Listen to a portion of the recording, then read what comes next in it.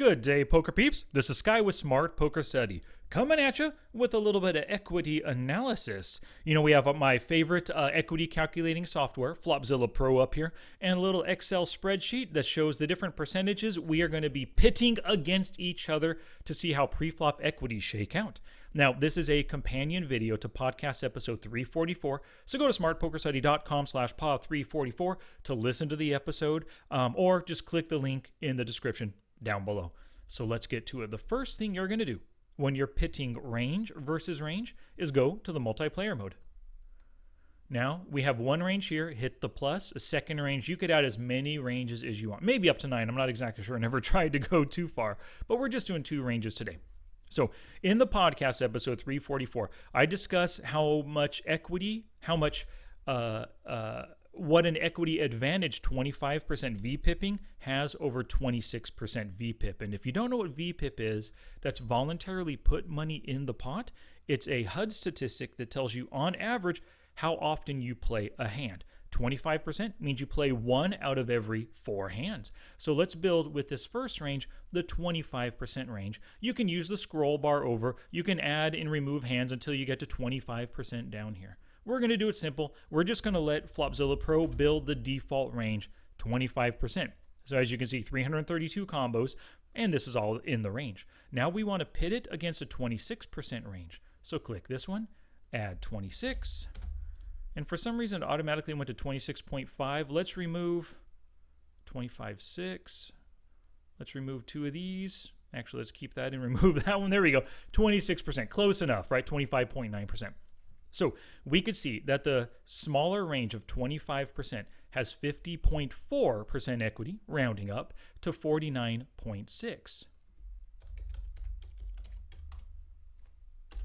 So you can see it's a 1% equity advantage. I mean, it's rounded up right here with the math, but a little bit less than 1% equity advantage. Such a tight or such a small difference between the 2 ranges. But what if you are playing 25% and your opponent VPIPs 43% of the time? We can see at 43, let's just remove 143 exactly. We're at 54.8 and 45. Let's just say 55-45, right? 55% pre-flop equity, 45%. You have a 10% mathematical edge against this player in the long run. Vegas was built on like a 1% edge, right? You have a 10% edge. There's no way that this player in the long run can take your chips. You playing 25% of hands you are going to take all of their chips eventually. But I often recommend playing a little bit tighter, especially in micro stakes online games, right?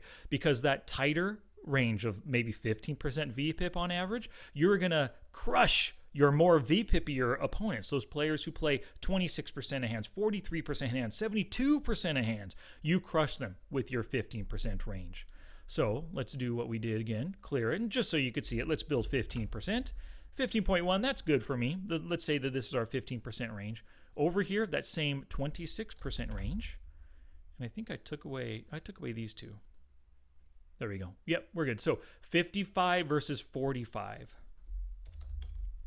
So you could see against that same 26% player, if we play much more hands, almost the same amount, small advantage against them. We play a lot tighter range. We get to the flop less often, but when we do so, we have stronger hands. We've got that 10% equity advantage that we're always loving to see right there.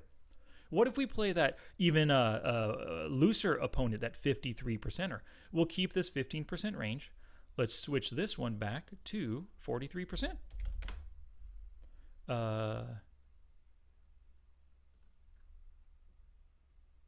What did I get rid of? Maybe those ones?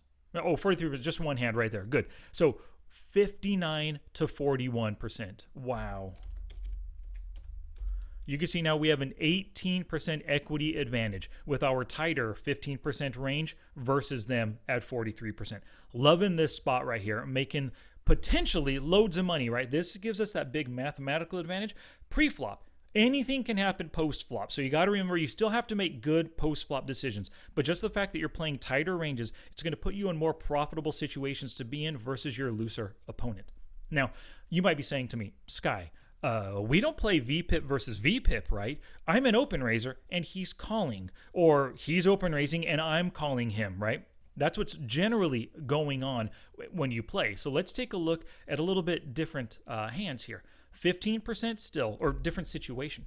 15% open raising versus a 50% caller. Sometimes you're going to find opponents who call 50% of the time in the big blind, for example, right? So let's enter 50%.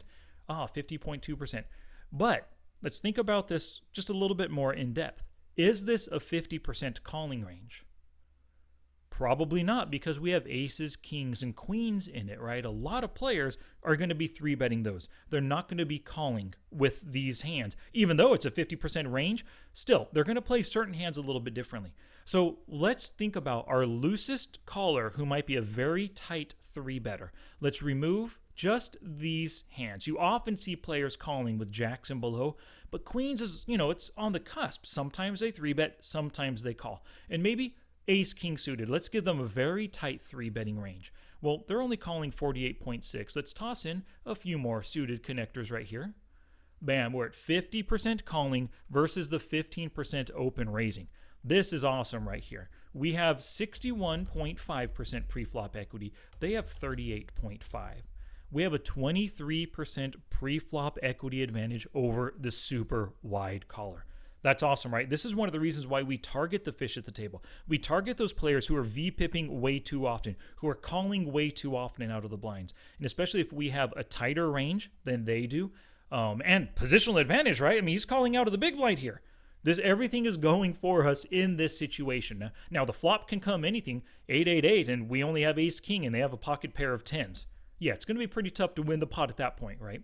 But at least pre-flop equity, in the long run, this player that's calling so often cannot overcome this equity disadvantage from their perspective.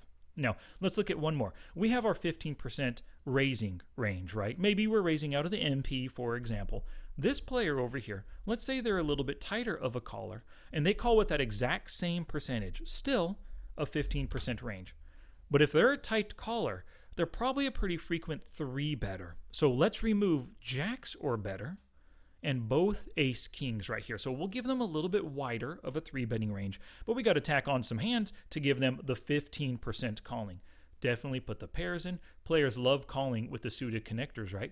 If they're calling with the suited ace-5, they might be calling with all these as well. 15, I'm happy with that. Let's go 15.2.